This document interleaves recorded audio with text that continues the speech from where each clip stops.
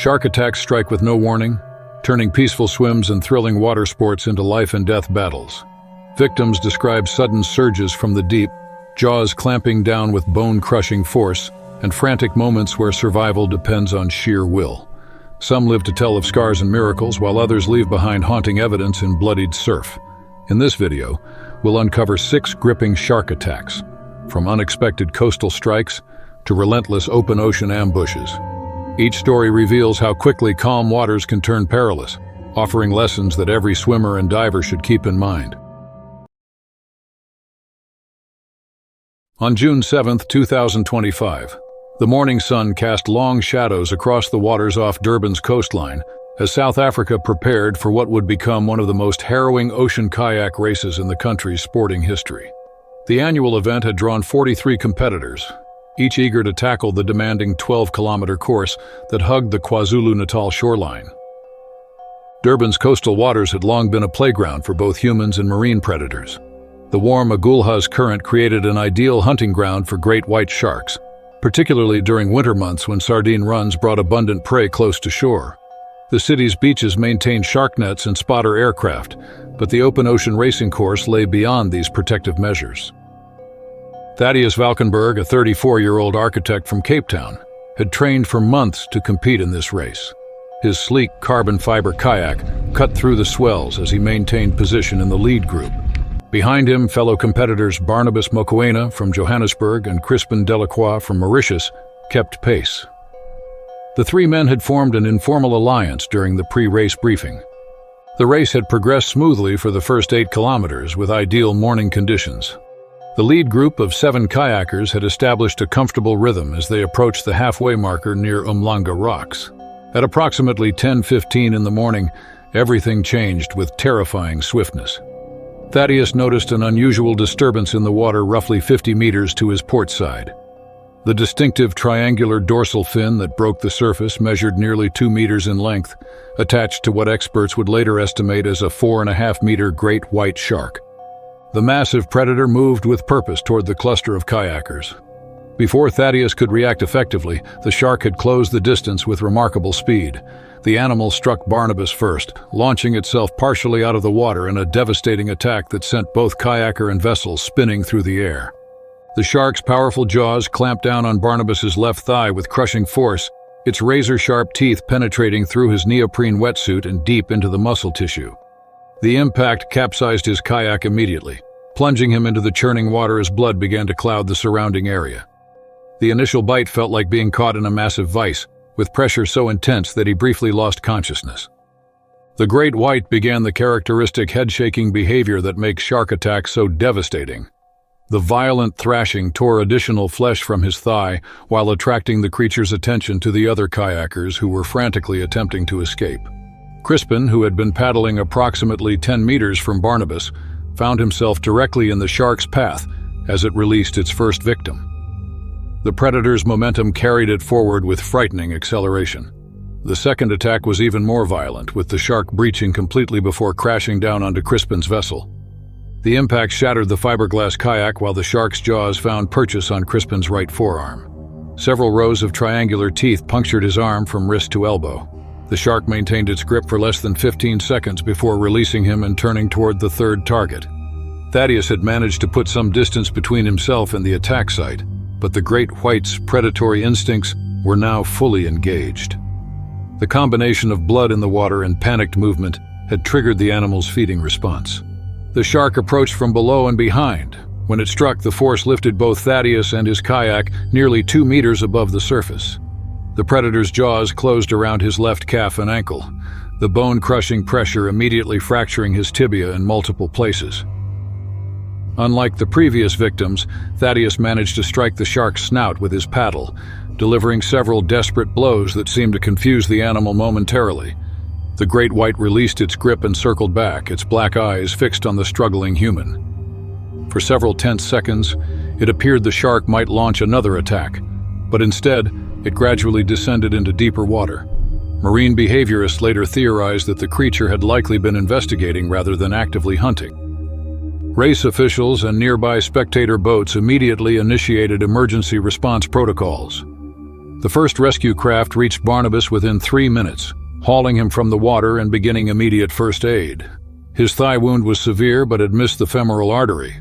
Emergency medical technicians applied pressure bandages while racing toward the harbor. Crispin required more complex extraction due to his damaged arm and kayak debris. Rescue divers located him floating in his life jacket, conscious but in severe shock. His forearm had sustained deep lacerations and probable nerve damage, but he had avoided injury to major blood vessels. Thaddeus proved most challenging to rescue, as his leg injuries made it difficult for him to assist. The fractures had created internal bleeding, and his foot had sustained severe tissue damage. Emergency responders carefully lifted him from the water, a process that took nearly 10 minutes. All 3 victims remained conscious throughout their rescue and transport to Durban's main trauma center. Their survival was attributed to the Great White's relatively brief engagement with each victim, immediate medical care, and the men's physical fitness. The shark's behavior suggested investigative rather than predatory intent. The race was immediately suspended, and all remaining competitors were escorted back to shore. The incident marked the first multiple-victim shark attack in South African waters in over 15 years and prompted discussions about enhanced protective measures for open ocean sporting events. All 3 men survived their injuries, though recovery would prove lengthy and challenging. The attack had lasted less than 5 minutes but would resonate through the ocean kayaking community for years to come. The pristine waters along Maui's southwestern coast had long been regarded as some of Hawaii's safest swimming destinations, a reputation that would be forever altered on an otherwise perfect afternoon in July 2018. The crescent-shaped bay, sheltered by ancient lava rock formations and known for its consistently calm conditions, drew thousands of tourists each year, eager to experience the island's legendary hospitality and crystal-clear Pacific waters. Local marine biologists had recorded only 3 shark incidents in the area over the previous 2 decades, making it a favored spot for families and novice swimmers in search of a tropical paradise. Isabel Thornfield, a 32-year-old marketing executive from Portland, had arrived on Maui 3 days earlier for what she had planned as a restorative solo vacation. Her demanding career had left her feeling disconnected from nature, and she had specifically chosen Hawaii for its reputation as a healing destination. An accomplished swimmer since childhood, Isabel felt comfortable in ocean environments and had spent considerable time researching the safest beaches for her daily swimming routine. The afternoon of July 15th began like countless others. Gentle trade winds kept temperatures comfortable while families established their positions along the golden sand. Isabel had claimed a spot near the reef break, approximately 100 meters from the main swimming area, where she could observe the vibrant marine life that thrived in the coral formations. Local dive operators had recommended this location for its exceptional visibility and diverse ecosystem, though they had also mentioned the importance of remaining alert for unexpected wildlife encounters. Isabel entered the water shortly after 2 o'clock, when the afternoon sun had reached its peak intensity. The temperature felt perfect against her skin as she waded through the shallows, adjusting her goggles and preparing for what she anticipated would be a peaceful 40-minute swim. The water clarity exceeded her expectations, with visibility extending well beyond 30 meters in every direction. Schools of yellow tang darted between coral heads while green sea turtles grazed peacefully in the distance. She had been swimming steadily for approximately 20 minutes, moving parallel to the reef line at a depth of roughly 4 meters, when the attack occurred with devastating suddenness. Later investigations would reveal that a mature female tiger shark, measuring approximately 4.5 meters in length and weighing an estimated 800 pounds, had been patrolling the reef edge in search of prey. The predator's presence had gone undetected by both Isabel and the handful of other swimmers in the vicinity. Tiger sharks possess exceptional camouflage capabilities. Their distinctive striped patterns allow them to blend seamlessly with dappled sunlight filtering through ocean water. This particular individual had likely been attracted to the area by the scent of fish scraps from nearby charter boat operations, though marine behaviorists would later theorize that Isabel's swimming motion may have triggered the shark's predatory response by resembling the movements of a wounded sea turtle. The attack began when the massive predator launched itself upward from the depths, its powerful tail driving it toward Isabel with explosive force. The shark's jaws, capable of exerting over 3,000 pounds of pressure per square inch, clamped down on her torso just below the ribcage.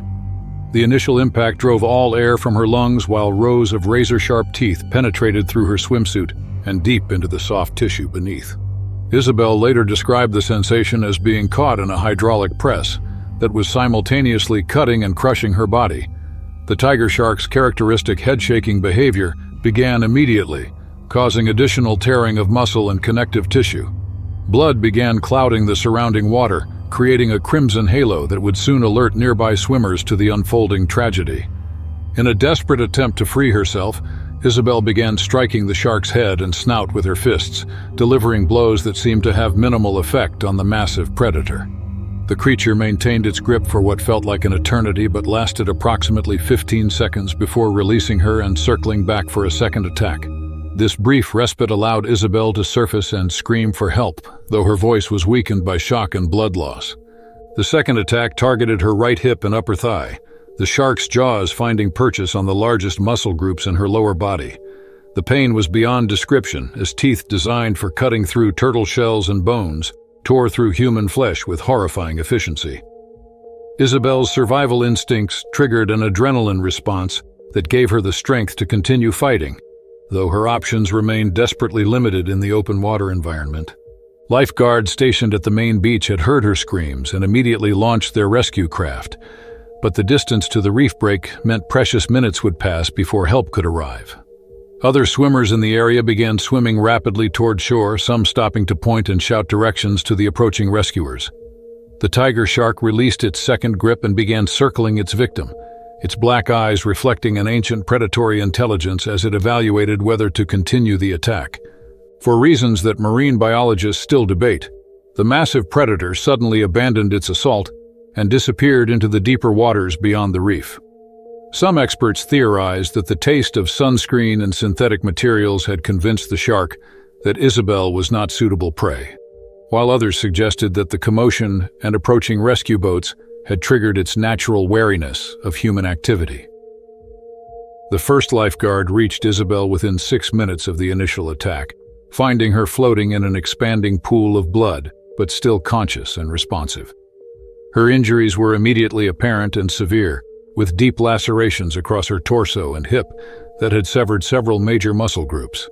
The rescue team applied emergency tourniquets to control bleeding while radioing for immediate helicopter transport to a trauma center. Isabel survived the attack through a combination of factors that included her physical fitness, the rapid response of emergency services, and the availability of advanced trauma care facilities. She underwent 7 hours of surgery to repair damaged organs and tissue, followed by months of rehabilitation to regain basic mobility. The incident prompted enhanced safety protocols at popular swimming beaches and renewed discussions about shark awareness education for tourists. The tiger shark was never located despite extensive searches by marine authorities. Isabel eventually returned to Oregon, where she became an advocate for ocean conservation and shark research, recognizing that her encounter, while traumatic, represented the intersection of human recreation and wild predator habitat in an increasingly crowded marine environment. The weathered wooden planks of the fishing dock at Bridgetown Harbor creaked under the afternoon sun as Barbados prepared for another typical day of maritime commerce in September 2019. The bustling port had served local fishermen for over 3 centuries, its strategic location providing easy access to the rich fishing grounds of the Caribbean Sea. Ancient coral reefs stretched for miles beyond the harbor mouth, creating an underwater ecosystem that supported both commercial fishing operations and an impressive variety of marine predators, including the Caribbean reef shark, a species that had grown increasingly bold around human activity in recent years. Raul Esperanza, a 41-year-old commercial fisherman whose family had worked these waters for 4 generations, had noticed the increasing presence of reef sharks around the harbor over the past several months. His weathered hands bore the scars of decades spent handling nets, hooks, and struggling fish, but he had never experienced a direct confrontation with any of the larger predators that occasionally ventured into the shallow harbor waters.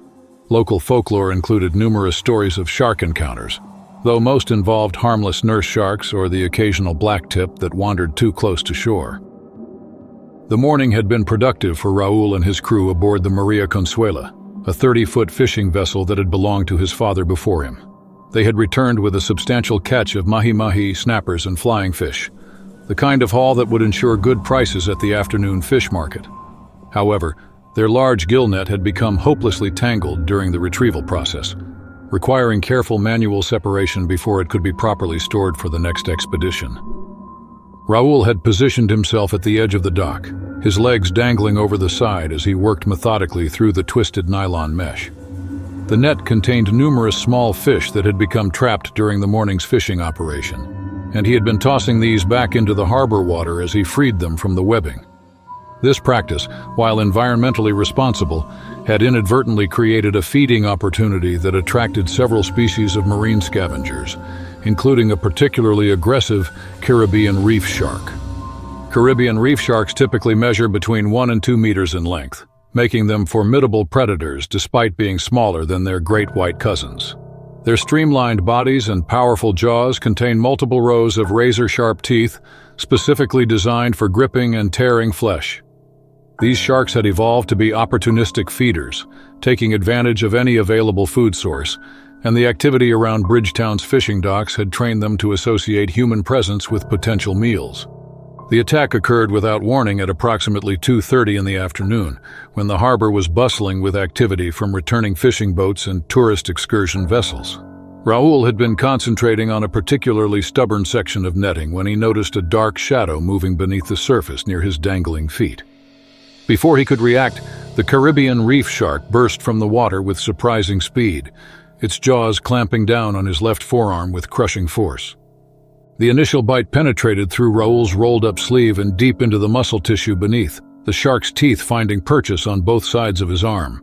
The predator's rough skin, covered in microscopic scales called denticles, scraped against his flesh as the animal began the characteristic head-shaking behavior that makes shark attacks so devastating. Raoul's experience handling struggling fish had taught him to remain calm under pressure, but the pain and shock of the attack nearly overwhelmed his ability to think clearly. The shark maintained its grip while attempting to drag Raoul's arm underwater, its powerful body thrashing as it tried to secure what it perceived as prey. The fisherman later reported that the creature's strength was beyond anything he had previously encountered, with the pulling force threatening to dislocate his shoulder or drag him completely off the dock. Blood began streaming from the multiple puncture wounds, creating a crimson trail in the clear harbor water that would soon attract additional marine predators. Using decades of experience dealing with dangerous marine animals, Raoul began striking the shark's head and gills with his free hand, delivering blows that seemed to confuse rather than deter the persistent predator. The creature's black eyes reflected a primitive intelligence as it evaluated whether to maintain its attack or seek easier prey elsewhere. Harbor workers and fellow fishermen had noticed the commotion and were shouting warnings while attempting to reach Raoul with boat hooks and other implements that might drive the shark away. After what felt like an eternity but lasted approximately 30 seconds, the Caribbean reef shark released its grip and retreated to a safe distance of about 10 meters from the dock. However, instead of fleeing the area, the predator began circling in an aggressive pattern that suggested it remained interested in the bleeding human above. The scent of fish scraps and fresh blood had triggered its feeding response, and the shark's behavior indicated it was prepared to launch additional attacks if the opportunity presented itself. Raoul managed to pull his injured arm from the water and drag himself back from the dock's edge, though his position remained precarious with the aggressive shark still patrolling the area below. His forearm had sustained deep lacerations on both sides, with visible puncture wounds from individual teeth that would require immediate medical attention. The pain was intense, but his primary concern was preventing additional attacks while help arrived. Fellow fishermen quickly organized a rescue effort, using poles and nets to create a barrier between Raoul and the persistent shark. The predator's behavior had become increasingly bold, with several lunging attempts toward the dock pilings that demonstrated its continued interest in the injured human. Local marine biologists would later explain that Caribbean reef sharks often exhibited this type of territorial behavior around established feeding areas, particularly when blood or fish scraps were present in the water. Emergency medical services arrived within 15 minutes of the initial attack, finding Raoul conscious but suffering from significant blood loss and shock. His arm injuries required immediate pressure bandages to control bleeding, while paramedics administered pain medication and prepared him for transport to a trauma center. The shark continued circling the dock area throughout the rescue operation, its persistence surprising even experienced local fishermen who had witnessed similar incidents over the years. The Caribbean reef shark eventually retreated to deeper water as boat traffic increased and the scent of blood dissipated, but its aggressive behavior had demonstrated the growing boldness of marine predators around human activity areas. Harbor authorities implemented enhanced safety protocols for dock workers, including mandatory safety equipment and revised procedures for handling fish waste and bait materials. Raul recovered from his injuries over the following months, though nerve damage in his forearm permanently affected his grip strength and dexterity. He returned to fishing but modified his practices to avoid direct contact with harbor water, recognizing that the incident had been a stark reminder of the ocean's capacity for sudden violence. The attack reinforced the importance of respecting marine predators and understanding their behavioral patterns, particularly in areas where human and shark territories inevitably overlapped.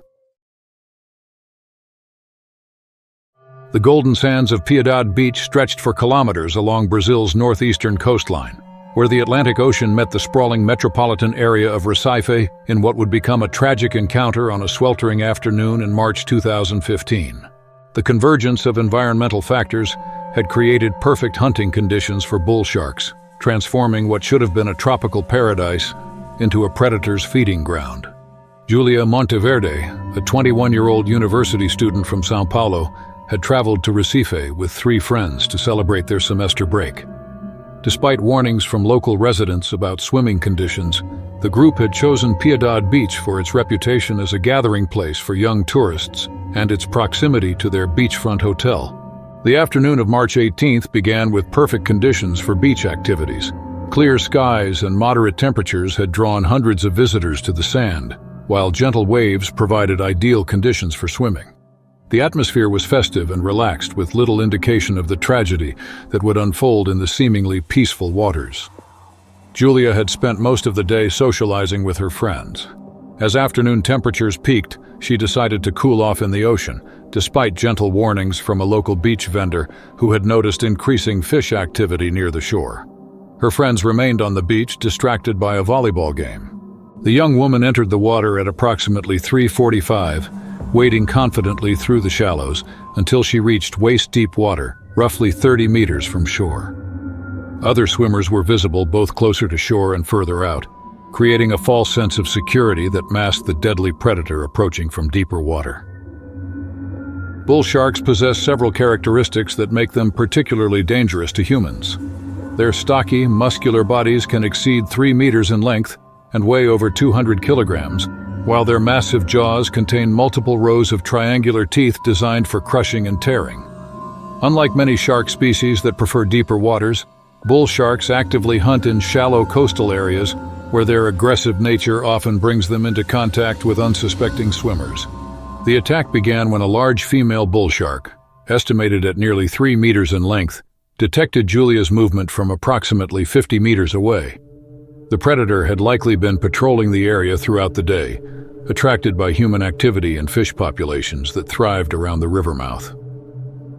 Witnesses on the beach later reported seeing a large fin breaking the surface as the shark approached with deadly purpose.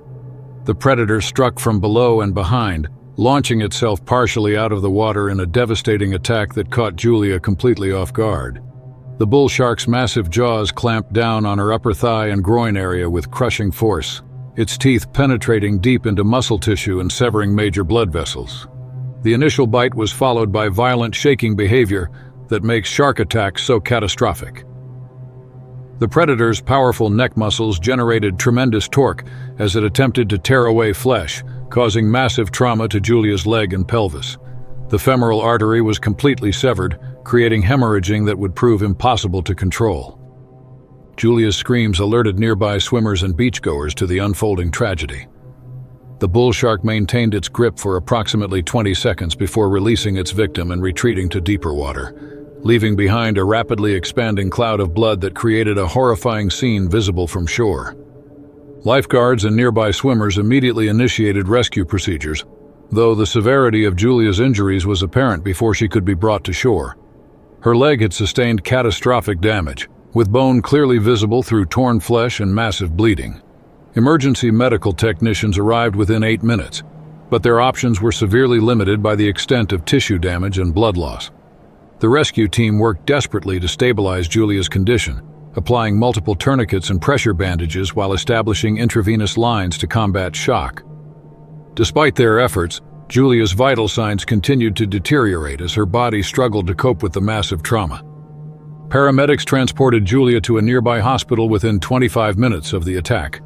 Emergency physicians immediately began transfusion procedures, while surgical teams prepared for an extremely complex operation. However, the damage to her circulatory system was beyond repair, and she went into cardiac arrest during the initial surgical assessment. Despite nearly 2 hours of resuscitation attempts, medical personnel were unable to restore Julia's vital functions. Her death was officially pronounced at 6:20 that evening, making her the latest victim in what had become an epidemic of bull shark attacks along Recife's coastline. Local authorities immediately closed Piedade Beach to swimming, while marine biologists began investigating factors that might have contributed to the attack. The incident occurred during increased shark activity that coincided with seasonal fish migrations and construction projects that had altered local water flow patterns. Julia's death renewed calls for enhanced safety measures and permanent swimming restrictions in designated danger zones. The tragedy highlighted the ongoing conflict between tourism interests and public safety in areas where human activity intersected with dangerous marine predators. Julia's family later became advocates for improved shark attack prevention measures, working with local authorities to implement better warning systems and emergency response protocols for future incidents along Brazil's increasingly dangerous coastline.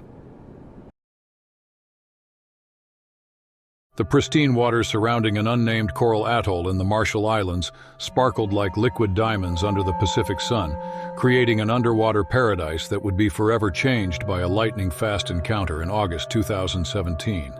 This remote location, accessible only by chartered vessel from Majuro, had attracted increasing numbers of eco-tourists seeking untouched marine environments far from the crowded diving destinations of more developed Pacific islands.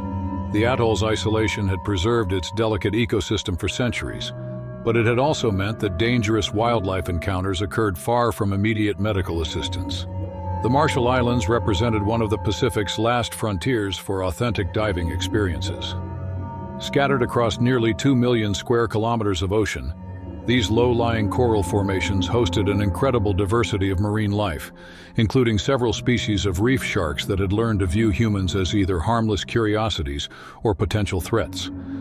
The crystal-clear water provided exceptional visibility, often exceeding 40 meters, but it also meant that predators and prey could observe each other from considerable distances. Sarah Pemberton, a 28-year-old marine biology graduate student from Auckland, had joined a small research expedition focused on documenting coral health in remote Pacific locations. Her advanced diving certification and underwater photography skills had earned her a position on the team, though this particular excursion represented her first experience in such isolated waters. The group had planned to spend 5 days cataloging species and recording environmental data before returning to their base vessel. The research team had established their temporary camp on the atoll's single sandy beach, a crescent-shaped strip of white coral sand barely 200 meters long. Their chartered catamaran remained anchored in the deeper water beyond the reef, while the scientists used inflatable boats to access various diving sites around the atoll's perimeter. Local weather conditions had been ideal throughout their stay, with calm seas and excellent underwater visibility. Sarah entered the water shortly after lunch, equipped with basic snorkeling gear that allowed for extended surface observation without the complexity of scuba equipment. The lagoon's maximum depth rarely exceeded 8 meters, making it ideal for surface-based research while still providing access to vibrant marine communities. Her research partner had remained on the beach to organize equipment and prepare specimen containers. The lagoon's environment seemed perfectly peaceful as Sarah began her methodical survey pattern, following a predetermined grid that would ensure comprehensive coverage of the research area. Schools of tropical fish moved in synchronized patterns around the coral heads, while sea turtles grazed peacefully on algae-covered surfaces.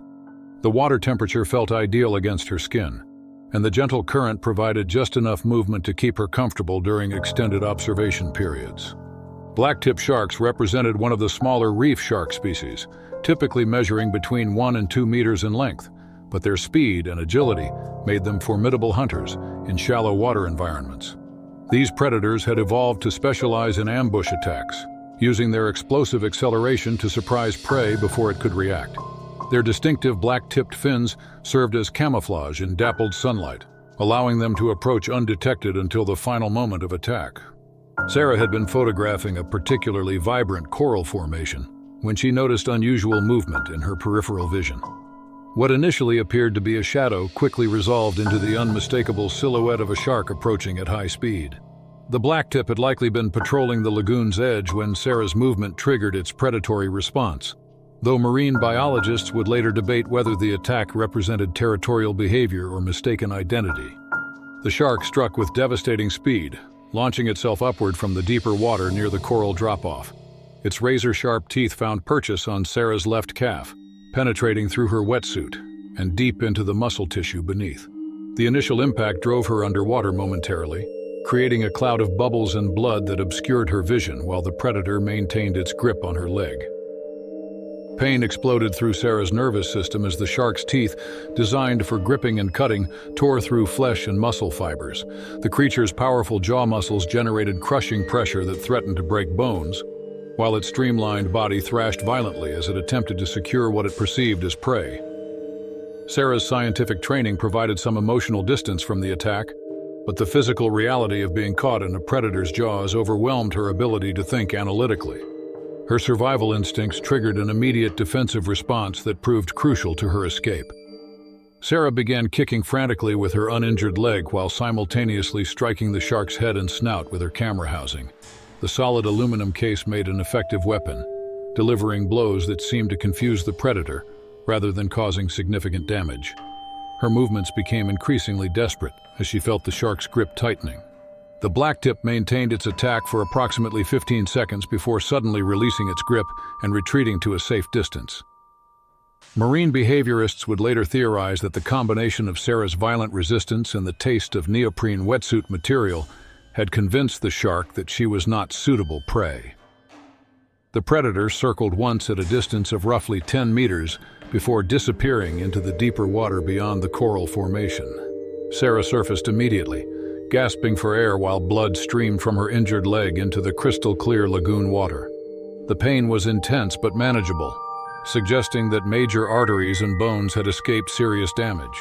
Her scientific training helped her assess the wound objectively, recognizing that while the injury was serious, it was not immediately life-threatening if she could reach shore quickly. Her research partner had noticed the commotion from the beach and immediately launched their inflatable boat, reaching Sarah within 3 minutes of the attack. The wound consisted of multiple deep punctures and lacerations where individual teeth had penetrated her calf, but the muscle damage appeared to be primarily superficial. Emergency first aid supplies from their research kit allowed them to control bleeding and stabilize the injury for transport to the nearest medical facility. The evacuation required a tense 6-hour journey back to Majuro, where Sarah received immediate surgical treatment to clean and close the wounds. 17 stitches were needed to repair the damage, and prophylactic antibiotics prevented the infection that often complicated marine animal bites. The attending physician, Dr. James Mitchell, had treated several shark bite victims during his tenure in the Marshall Islands and praised Sarah's quick thinking and her partner's rapid response. Sarah's recovery took nearly 3 months, during which time she completed her graduate thesis on coral ecosystem resilience using data collected before the attack. The incident became a case study in shark behavior research, contributing to a better understanding of blacktip territorial patterns around coral atolls. She eventually returned to Pacific research diving, though never again alone, and always with enhanced safety protocols. The unnamed atoll continues to attract researchers and eco-tourists, but Sarah's encounter led to improved emergency response procedures for expeditions to remote locations. Her experience served as a powerful reminder that even in paradise, the ocean's apex predators demand respect and caution. The crystal-clear waters still sparkle like diamonds, but they now carry the memory of those 15 seconds when predator and prey met in the ancient dance of survival that has played out in these waters for millions of years. The treacherous waters off Port Lincoln's rugged coastline had earned a fearsome reputation among Australia's diving community as both a premier destination for underwater photography and one of the continent's most dangerous shark-infested zones in November 2016.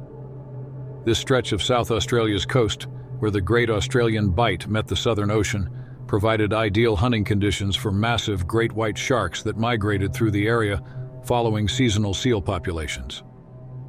The convergence of cold Antarctic currents and warmer coastal waters created a marine ecosystem so rich in life that it inevitably attracted apex predators measuring up to 6 meters in length. Port Lincoln's maritime history stretched back over 2 centuries, with generations of fishermen and divers learning to coexist with the ocean's most formidable hunters. The region's economy depended heavily on commercial fishing, particularly the lucrative southern bluefin tuna industry, while a growing ecotourism sector brought visitors from around the world seeking encounters with great white sharks from the safety of protective cages. However, those who ventured into these waters without barriers understood they were entering territory controlled by creatures that had remained virtually unchanged for millions of years. Benjamin Carstairs, a 35-year-old commercial spearfisherman whose weathered hands bore the scars of 2 decades spent in South Australian waters, had developed an almost supernatural understanding of marine predator behavior through countless hours beneath the surface. His reputation among local diving circles was legendary, built on a combination of exceptional breath-holding ability and an intuitive grasp of underwater hunting techniques that had made him one of the region's most successful spearfishermen. The morning of November 23rd had begun with perfect conditions for deep-water spearfishing. Crystal clear visibility extended beyond 30 meters, while moderate swells and light offshore winds provided ideal surface conditions for extended diving sessions. Benjamin had chosen a remote location approximately 8 kilometers southeast of Port Lincoln, where underwater rock formations created habitat for the large snapper and groper that commanded premium prices at local fish markets.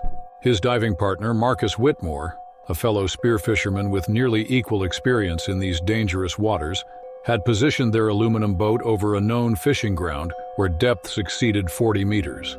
The 2 men had developed sophisticated safety protocols over years of diving together, including constant surface communication and predetermined emergency procedures for various underwater emergencies.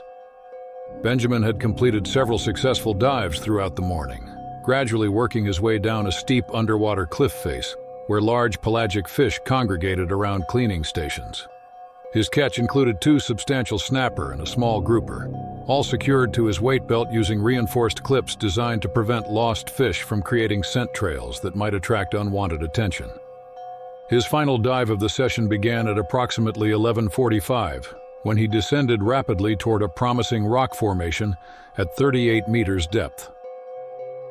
The descent required careful pressure equalization and breath conservation techniques that he had mastered through years of practice, allowing him to reach maximum depth with sufficient air reserves for an effective hunting period. Visibility remained exceptional throughout the descent, providing clear views of the marine life that inhabited these deepwater formations. Great white sharks possess hunting capabilities that represent the pinnacle of predatory evolution. Their massive bodies, capable of reaching lengths exceeding 6 meters and weights of over 2 tons, can accelerate from motionless to attack speed in seconds. Their sensory systems detect electrical fields generated by muscle contractions from distances exceeding 100 meters, while their powerful jaws contain multiple rows of triangular teeth designed for inflicting massive trauma on large prey animals. The attack occurred during Benjamin's ascent, when he was approximately 15 meters below the surface and beginning to experience the physiological effects of extended breath holding. Later investigation would reveal that a mature female great white shark, estimated at over 4 meters in length, had been stalking him throughout his dive, using the rocky terrain to mask her presence until the optimal moment for attack. The predator struck from below and slightly behind, launching herself upward with explosive force that caught Benjamin completely by surprise. The shark's massive jaws clamped down on Benjamin's right side, her teeth penetrating through his thick wetsuit and into the muscle tissue beneath his ribs. The initial impact drove all remaining air from his lungs, while the crushing pressure of her bite threatened to break bones and damage internal organs. The creature's rough skin scraped against his body as she began the violent head-shaking behavior that characterizes great white attacks. Benjamin's survival depended on immediate action despite the overwhelming pain and shock of the attack. His spear gun, still clutched in his right hand, became his primary weapon as he drove the steel spear point repeatedly into the shark's head and snout. The impact seemed to confuse rather than injure the massive predator, but they provided enough distraction for Benjamin to break partially free from her grip and begin his desperate ascent toward the surface. The great white released her initial hold but maintained her presence nearby, her black eyes reflecting an ancient intelligence as she evaluated whether to continue the attack. Blood filled the water around Benjamin as he kicked frantically toward the surface, his damaged ribs making each movement excruciating but necessary for survival. The shark circled once more, her massive bulk clearly visible through the blood-tinged water, before making what appeared to be a calculated decision to abandon the attack. Benjamin surfaced, gasping and screaming for help, his torso torn open with exposed ribs and deep muscle damage clearly visible through his shredded wetsuit. Marcus immediately threw him a rescue line and began hauling him toward the boat, though the process proved challenging due to Benjamin's injuries and the continued possibility of the shark's return. Blood loss was substantial, but Benjamin remained conscious throughout the rescue operation. The boat ride back to Port Lincoln took 45 minutes, during which Marcus applied pressure bandages and maintained radio contact with emergency medical services. Benjamin's injuries were severe, but had miraculously missed vital organs, though several ribs were fractured and muscle damage was extensive. He underwent 7 hours of surgery to repair torn tissue and stabilize his damaged rib cage. Benjamin's recovery took nearly 18 months, during which he underwent multiple reconstructive procedures and extensive physical therapy.